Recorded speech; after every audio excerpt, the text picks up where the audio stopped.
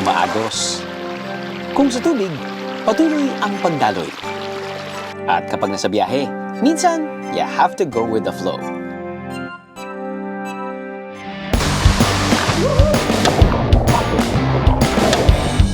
Mag-relax kasama ang likas na yaman.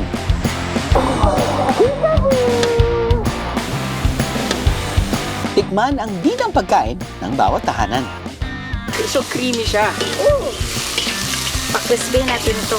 Crispy natin yung lambot. Okay. Ikaw muna. O di kaya naman ay makinig sa mga makukulay na kwento ng mga lokal. Gano'n ka-importante? Kasi kung wala akong trabaho ngayon, hindi ako makapagtayo ng bahay, wala akong sari-sari store, kung wala akong trabaho. Kasi nagtutulungan kasi kami ng mister ko para makapag-undar at makapagpaaral po ng mga anak. Tayo na at makasabay sa Agos ng Turismo sa Mindanao. Ito ang Where the Water Flows, Agusan del Sur, Viajeros.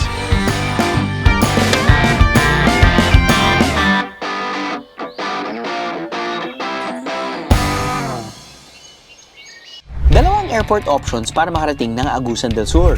Pwede sa Davao o di kaya naman ay sa Butuan Airport. 2 oras ang biyahe sa eroplano at depende kung saan kayo pupunta sa Agusan del Sur ang magiging land travel time. Ang BND team sa Veruela, Agusan del Sur ang unang destinasyon. Mula sa jump-off point sa Barangay Limot, kailangan sumakay ng 4x4 papunta naman sa starting point ng trekking. Oops! Akala niyo ba aakit tayo ng bundok? Magkakanyon rin tayo dito sa Veruela, Viajeros.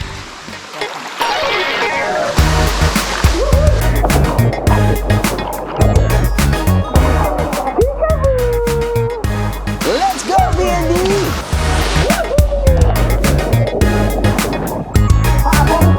In Bisaya ni Oblong madilim kasi doon panahon na wala pang bagyong Pablo, makapal pa yung mga dahon ng mga kahoy, malilim. Hindi, kahit sinag ng araw hindi makikita. Pero dahil nagkaroon ng bagyo, Pag bagyo na yung mga malaking kahoy, nagbagsakan na bagsakan din.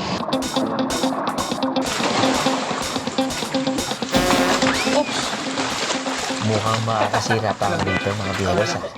Ako na ang pabibo.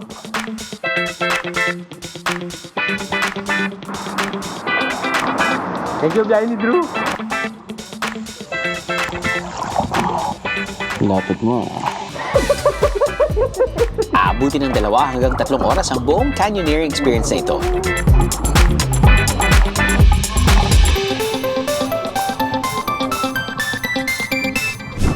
So, meron tayong bagong tawag sa meron tayong bagong term kapag nag-explore ka.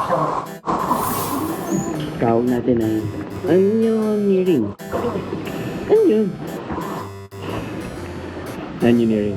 Sus! Sige na, pagbigyan niyo na ako. Na-heart niyo na rin ba ang canyoneering dito sa Veruela? Kasi ako, yes! Tama na ang pagiging cute ko. Pastigil naman, Viajeros. Wow!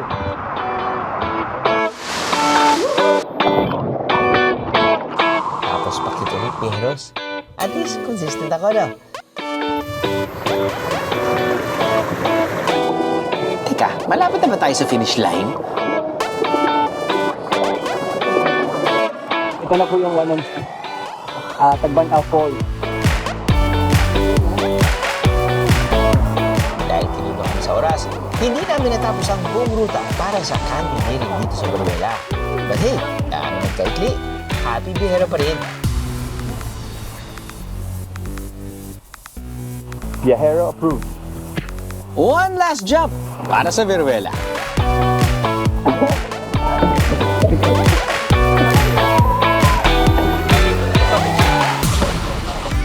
Diretso muna tayo sa katabing bayan, ang Loreto. Yung Loreto is a vibrant and shining municipality sa province ng Agusan del Sur. Kilala ang bayan namin bilang isang manubo municipality at may vibrant connection between environment at saka yung cultural identity ng mga manubo. Dito namin nakilala si Jean Margaret Porras na miyembro ng grupong The Hinang Project. Yung paghinang ay galing po ba yan sa, yung term po na yun ay galing sa Manobo Manobo. tribe? Oo. Okay. Ang hinang ay ang paggawa. Oo, to make. To make. Yes. At yung ginagawa niyo po ay nagsimula ho kayo sa paggawa ng mga bag. Bag. Okay. Pagkatapos po ng bag, ano pong ginawa niyo? Nagbe-beads na nung natuto na ako Nagbe-beads. mag-beads. Dito sa Hinang Project, tinuturuan ng mga kababaihan ng beadwork at iba pang uri ng dekorasyon. Ang mga nagagawa nilang palamuti, ibinibenta para maging livelihood ng mga miyembro nito. At gaano ka-importante po itong naging trabaho niyo sa buhay niyo ngayon? Sobrang importante po. Gaano ka-importante? Kasi kung wala akong trabaho ngayon, hindi ako makapagtayo ng bahay, wala akong sari-sari store, kung wala akong trabaho kasi nagtutulungan kasi kami ng mister ko para makapagpundar at makapagpaaral po ng mga anak. Presenting the gem of Loreto, Hinang products worn by its members.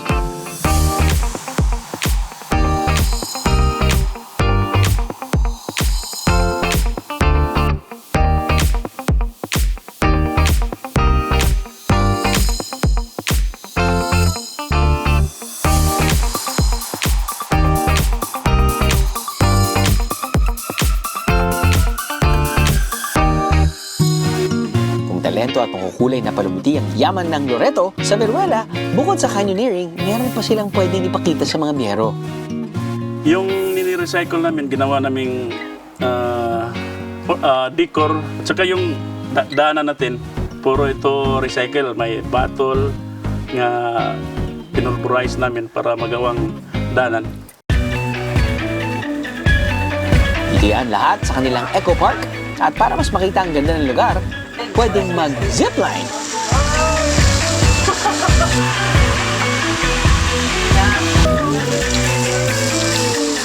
Siyempre, hindi magpapahuli yan ang segment producer namin si Kim. Huwag kang bumitiw. Ay, pag nawalan ako ng malay sa kabila. Kahit anong gawin mo, huwag kang bibitiw sa tali. Ikot nyo na lang po kayo sa leg ko to. Pagdating mo. 1 2 3 Go, bro. Ganyan, sige po. Sige po.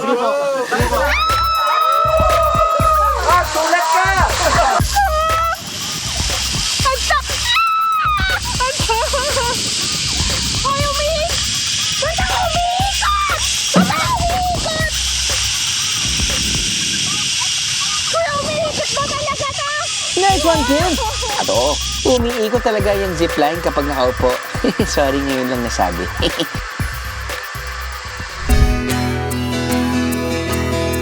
Kung gusto niyo namang masubukan ng buhay na palutang-lutang, pwede yan sa isang floating village sa Loreto. Kailangan sumakay ng bangka ng 2 at kalahating oras bago marating ang lugar na ito. Welcome to Panlabuhan Floating Village sa Agusan Marsh.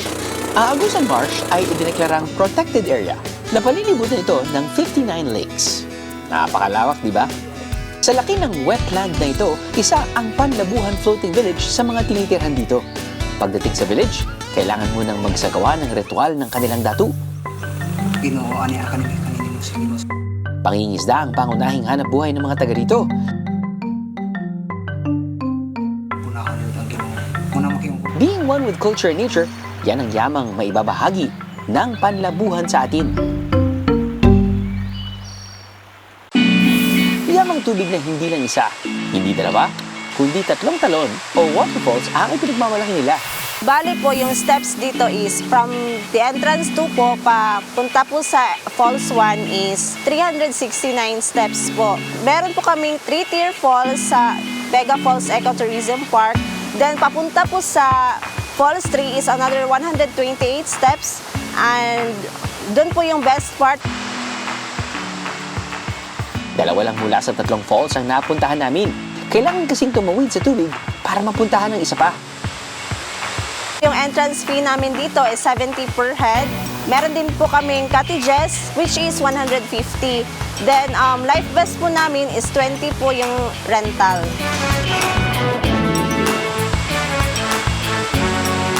Pwede? Pwede!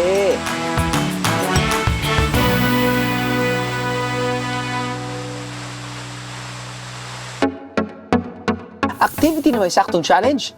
We got you, Bijeros! Gawin natin yan sa mga kuweba ng bayan ng Prosperidad. Ang lupa dito sa Puting Buhangin is limestone, maputi talaga. Dito kinuha ang pangalang Puting Buhangin Cave. Entrance fee is 70 pesos, environmental fee 50 pesos, all in all is 120 pesos. Pero mayroon tayong parintahan na mga gears like life vest, helmet, guantes at saka headlamp. Nakapackage yun, lahat-lahat is 100 pesos. 3 level ang cave nila rito. Ang pinili ng BNB team, level 2. May trekking. Tapos unang lusong sa malamig na tubig ng kuweba. Habang minamasdan ng mga stalactites at stalagmites. Pati na rin ang mga paniki, oh. At ang reward, makapag-swimming sa loob ng kuweba. Ayos! Tanggal ang pagod!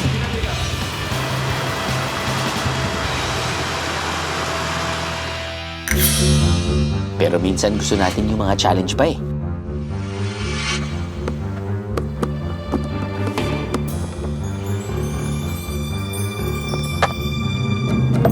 Kung gumagalaw na buhay, may mga gumagalaw.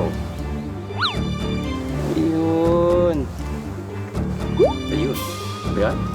Ito ba? Bahay yan, bahay. Ha? Bahay. Yan. Ito ba yun?